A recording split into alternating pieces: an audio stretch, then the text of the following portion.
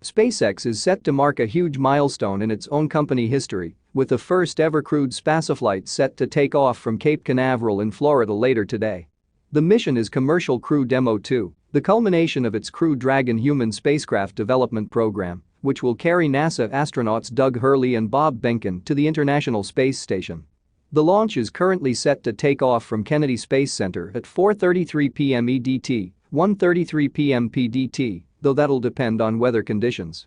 Those haven't been looking too favorable over the past few days, but SpaceX and NASA have said they could make the call as late as around 45 minutes prior to the planned launch time about whether to delay.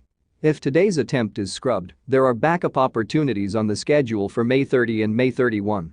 This will be the first ever crewed spaceflight for SpaceX, and it will also make history as the first US-based human rocket launch since the end of the Space Shuttle program in 2011.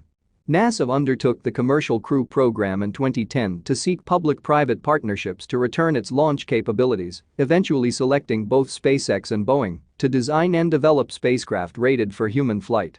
SpaceX is the first from this program to make a crewed launch attempt. The Demo 2 mission is essentially the final test phase of Crew Dragon, after which it and Falcon 9, the rocket that carries it to orbit, will be certified for regular operational use by NASA. That means it will begin offering regular transportation services for astronaut crew to and from the International Space Station, joining Russia's Soyuz as a means to travel to the orbital science platform. Meanwhile, SpaceX has already begun plans to also offer berths on Crew Dragon to private citizens and potentially commercial scientists and other passengers. That's part of the reason behind the Commercial Crew program to begin with. NASA was seeking to lower the cost of transportation for its astronauts to space by making seats available to other paying customers to offset launch and flight expenses.